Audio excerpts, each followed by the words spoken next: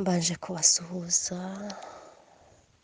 mu izina ry'umwami wacu Yesu Kristo, mwebwe abankurikirana kuri iyi sheni ya YouTube channel, Uwiteka data wa twese abaha umugisha. Nitwa Esiteri Umutoza, nkaba ngarukanye mesaje ku gihugu cy'u Burundi. Mfite insanganyamatsiko ivuga ngo Afurika bohoka. Ni mesaje Imana yampaye, Uwiteka yampaye, ivuga ko Uwiteka agiye kubohora Afurika.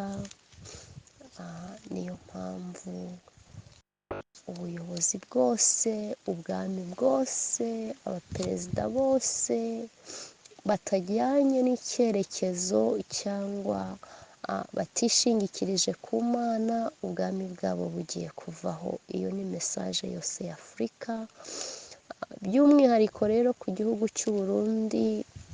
Ngarukanye mesaje ivuga ku bintu birindwi byatumye Uwiteka agambirira gukuraho ingoma y'u Burundi. Ubushize mu kiganiro nababwiye, twavugaga ku nyandiko umwami Belushazari yabonye, ikiganza cyandika ku rusika, kikandikaho amagambo akomeye avuga ngo meni meni tekeli ufarisini, bivuga ngo Imana ibaze imyaka umaze ku ngoma yishyiraho iherezo, wapimwe mu bipimo bigaragara ko udashyitse, ubwami bwawe buragabwe, buhawe abamedi n'abaperesi. Ayo ni amagambo, ni mesaje Uwiteka yari yampaye ku muyobozi w'i Burundi. Niwe wabwirwaga aya magambo nk'ayabwiwe umwami Belushazari. Ku bankurikiranye bwa mbere, n'ayo magambo niyo mesaje mperutse gutangaza ivuze gutyo. Uyu munsi rero nzanye mesaje ivuga ku bintu birindwi byatumye Uwiteka arakara agambirira gukuraho ingoma y'u Burundi. Nibyo tugiye kuganira aka kanya, ariko mbere ya byose munyemerere tubanze dusenge Imana. Data wa twese uri mu ijuru, ndagushimiye, ndaguhimbaje uyu mwanya Data, kubw'uburinzi wabanye natwe, ukaturinda, ukandinda, ukarinda abavandimwe bagiye gukurikirana iki kiganiro. Data nubishimirwe kandi ubihererwe icyubahiro. Nyemerera aka kanya rero uze uhagararane natwe muri iki kiganiro, yaba njyewe ugiye kukivuga ntaba ari njyewe, ahubwo Data reka nkubere mikoro wivugire, kandi abagiye gukurikirana iki kiganiro Nyagasani aba ari wowe ubasha kubumvisha no kubasobanurira, kugira ngo Data ubwo uzakora ibyo ugambiriye gukora bazamenye ko ari wowe, kandi bazakubahe kandi bazaguha icyubahiro. Nyemerera rero uzubane natwe muri iki kiganiro, kandi Data uhagararane natwe, bari wowe uvuga, icyo duheje n'imyuka mibi kora kose kwa Satani turaguhagaritse mu izina rya Yesu Kristo. Bitavuga Imana byose turabicecekesheje mu izina rya Yesu Kristo. Unyemerere utegeke uganze, ubane natwe kugeza igihe turi busoze iki kiganiro ukiri kumwe natwe. Ni mu izina rya Yesu Kristo tubisabye twizeye, amen. Ngiye kubabwira ibintu birindwi byatumye Uwiteka arakarira ingoma y'u Burundi, ndetse akagambirira kuyikuraho. Icya mbere ni ukwiringira ibigirwamana, nk'uko tugiye kubisoma muri Yeremiya 16:10. haravuga ngo nuko igihe uzamenyesha ubwo bwoko ayo magambo yose, nabo bakakubaza bati niki cyatumye Uwiteka tuvugaho ibyo byago byose bikomeye, igicumuro cyacu ni ikihe? icyaha twakoreye Uwiteka Imana yacu ni ikihe? Maze nawe uzabasubize uti Uwiteka aravuga ati byatewe n'uko baso banyimuye bagakurikiza izindi mana, bakazikorera, bakazisenga, bakanyimura ntibakomeze amategeko yanjye. None namwe mwarushije baso gukora ibyaha. Dore umuntu wese wo muri mwe ayobywa n'umutima we mu bibi unangiye, bigatuma mutanyumvira. Nicyo gituma ngiye kubohera mbavane muri iki gihugu mukajya mu gihugu mutazi ari mwe, haba na baso. Niho muzakorera izindi mana ku manywa na nijoro, kuko ntazabagirira imbabazi.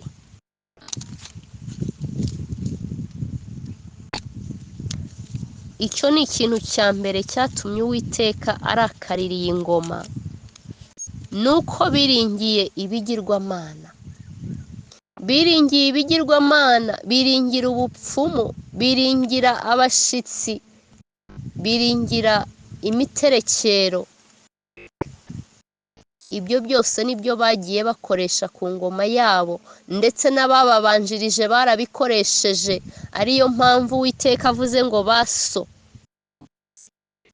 Namwe ubwanyu n'abababanjirije barabikoresheje, biringiye ibigirwamana, bakoresha ibigirwamana, biringira abapfumu, biringira abashitsi bo muri icyo gihugu ndetse n'ibindi bihugu, aho bagenda bashakisha ibifite imbaraga. Ibyo nibyo biringiye, ibyo nibyo bizeye, bituma bishyira hejuru. Bumva ko nta muntu wababasha, bumva ko nta muntu wabakura ku ngoma bitewe n'ibikagiro bikagije. Ariko ibyo byose byarakaje Uwiteka. Ibyo byose byarakaje Uwiteka, agambirira kubakura ku ngoma. Twongere dusome Yeremiya nanone 2, twumve icyo Yeremiya yakomeje guhanura kuri ubu bwoko. Yeremiya 2 umurongo wa 21 haravuga ngo ariko nari narakugize uruzabibu rwiza cyane, umubyaro utunganye rwose.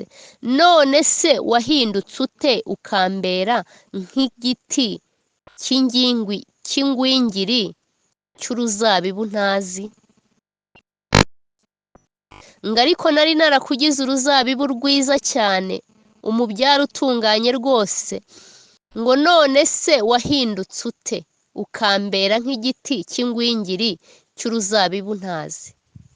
Ngo kuko naho wakwiyuhagiriza Shura ukagira n'isabune nyinshi, ariko imbere yanjye ibyaha byawe byaraguhindanije, niko Uwiteka Umwami avuga.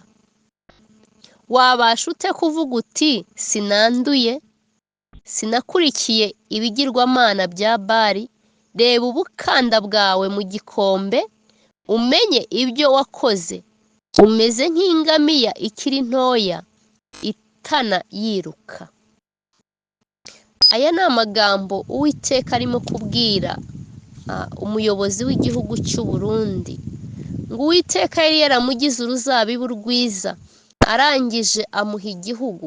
Yari yaramutoranyije, arangije amuha igihugu, amuha kuyobora, ariko arangije arihindura, aragwingira, amera nk'uruzabibu rugwingiye. Mbese ntago icyo Uwiteka yari amwitezemo ntago ari cyo yakoze, ntago ari cyo yakoze. Ibyo yari azi ko azakora ntago ari byo yakoze.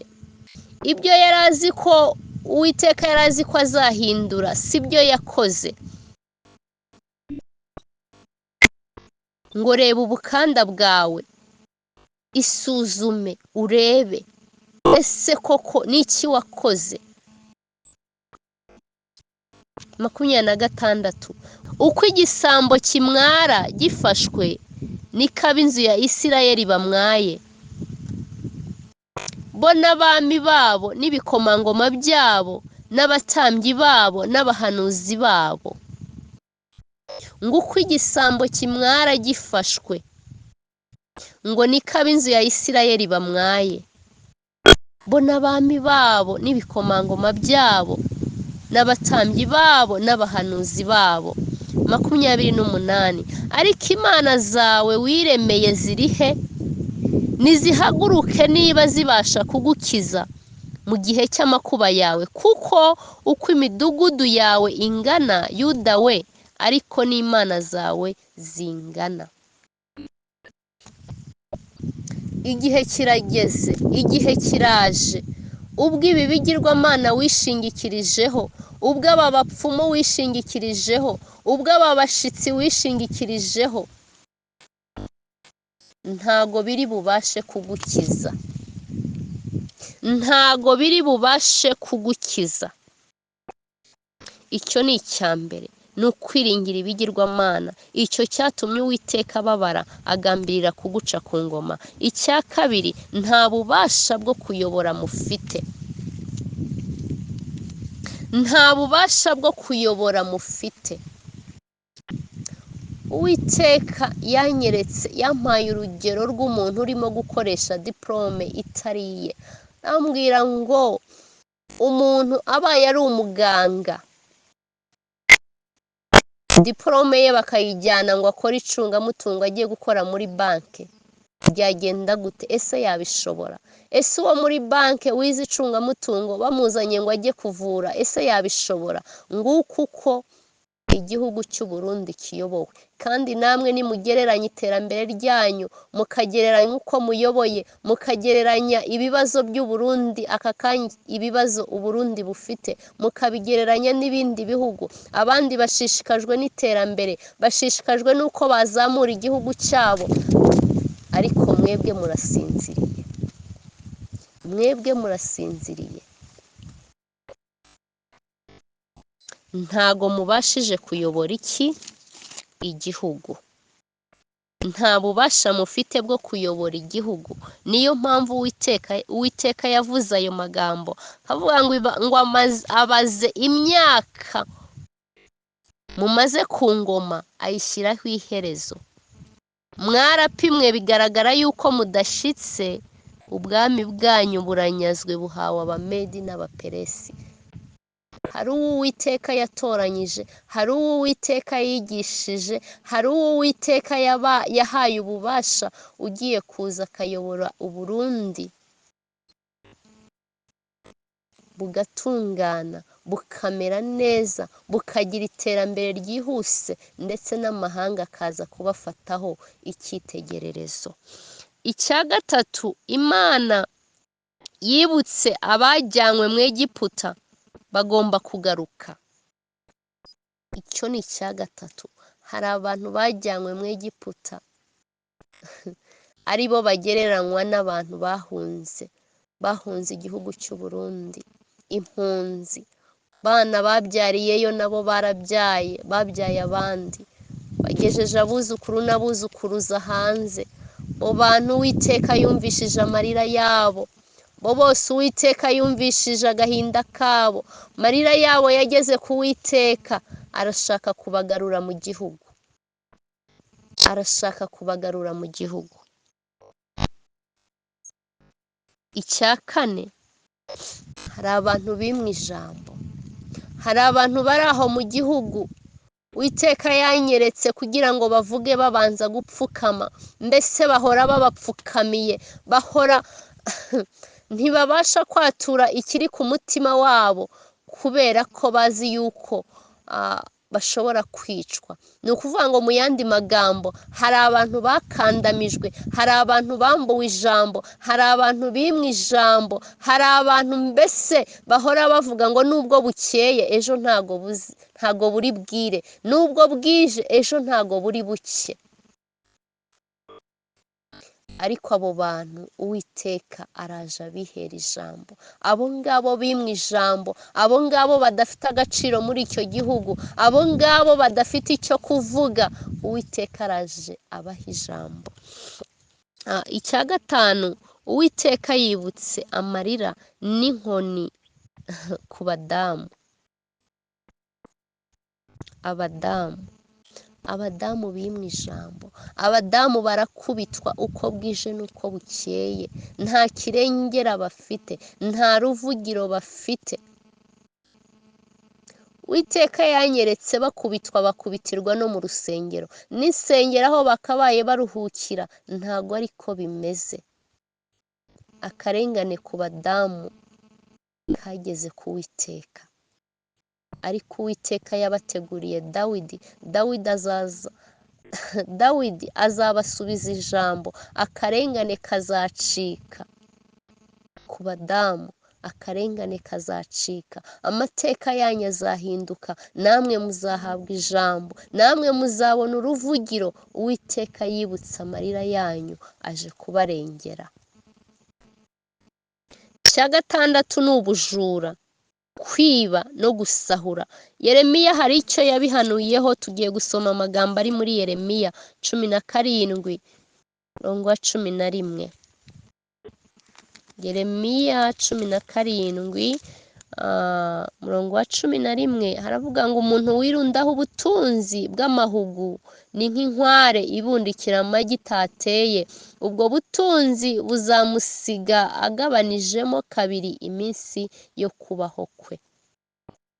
Mwaribye, mwasahuye igihugu, ariko bitumye iminsi mwakamaze ku ngoma igabanywa. Turongera turebe amagambo ari muri Amosi igice cya 5:11 ngo nuko rero mwarenganyaga abakene, mukabaka ibihunikwa by'ingano, mukiyubakira amazu y'amabuye abajwe, ariko namwe ntimuzayabamo. Mwateye inzabibu nziza, ariko ntimuzanywa vino yazo, kuko nzi ibicumuro byanyu uko ari byinshi, n'ibyaha byanyu uko bikomeye. Mwabarenganya abakiranutsi mwe, mukakira impongano kandi mukagoreka imanza z'abatindi aho muzigira ku irembo. Nicyo gituma umuntu witonda yakwicecekera mu gihe nk'icyo, kuko ari igihe kibi. Uwiteka arabashinja ubujura. Mwaranyaze, mwarasahuye, mwiyubakiye amazu, mwateye imizabibu, ni byinshi mwakoze. Mwasahuye igihugu, mwigwijeho amafaranga, mwigwijeho ubutunzi, ariko ngo nubwo mwabikoze byose ntago muzabirya.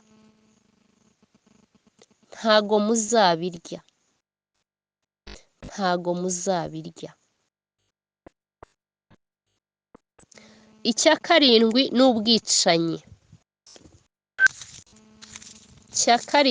ubwicanyi. Mwarishe, ingoma yanyu yamennye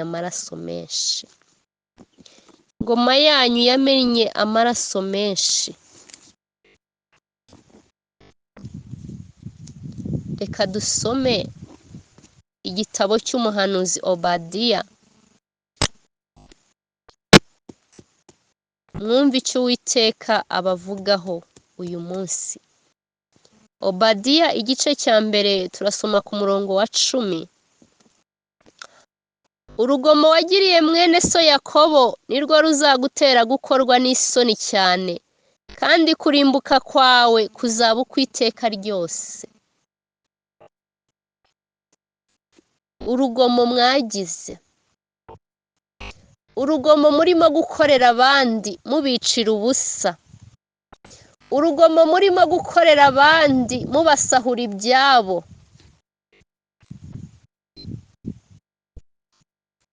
urwo rugomo rwose mwakoze rubateye gukorwa n'isoni,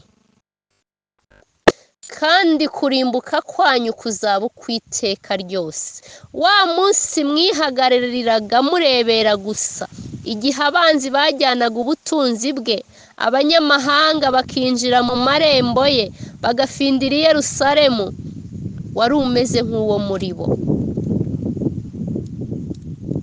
bantu barimo kurenganywa mu gihugu cy'u Burundi murebera, bantu barimo kwicwa murebera.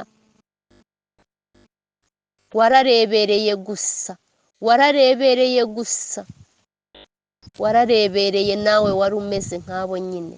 Ntawe ni wowe birimo kubazwa, kuko ni wowe wakabaye uhagarika ubwo bwicanyi, ni wowe wakabaye uhagarika ibibazo byose, ni wowe wakabaye ubikemura, ariko ibintu byose urarebera, ibintu byose wararebeye. 12 ngo ariko ntukarebere ku munsi wa mwene so, munsi yabonyemo amakuba, kandi ntukishime ku Bayuda ku munsi barimbutsemo, kandi ntukababwirane ubwibone ku munsi bagizemo amakuba. 15 kuko umunsi w'Uwiteka uri hafi, uziye amahanga yose, uko wagenje niko uzagenzwa, ibyo wagize bizagusubira ku mutwe. Umunsi w'Uwiteka uraje, umunsi uraje, ibyo mwakoze bizabasubira ku mutwe. Wamwicishije inkota, namwe muzayicishwa, wamwicishije isasu, namwe niryo rizabica, niko Uwiteka avuze. Umunsi uri hafi kandi urabaziye, uko wagenje, uko mwagenje, ibyo mwakoze bizabasubira ku mutwe, bizabasubira ku mutwe. Ibyo mwakoze, bantu mwirirwa mwica, bantu mufungira ubusa, abo mwagize impunzi, namwe mugiye kuba impunzi. Ibyo mwakoze byose bizabasubira ku mutwe. 17 ngo ariko ku musozi wa Siyoni hazaba abarokotse, kandi hazaba hera, ab'inzu ya Yakobo bazasubirana ibyabo, kandi ab'inzu ya Yakobo bazaba umuriro, n'ab'inzu ya Yozefu babikira imicawo, n'ab'inzu ya Esawu bazaba nk'umurama, bazatwikwa bakongoke, ndetse ab'iyo nzu ntawe uzasigara, kuko byavuzwe n'Uwiteka. Ngo kandi abarokozi bazazamuka bajye ku musozi wa Siyoni gucira urubanza umusozi wa Esawu, kandi ubwami buzaba ubw'Uwiteka. Uwiteka niwe ugiye kwimika, Uwiteka niwe ugiye kwimika, niwe watoranyije umuyobozi uzahuza abarundi bakaba umuntu umwe. Niwe wamutoranyije, yaramwigishije, yaramucuze, yamuhaye ubumenyi n'ubuhanga.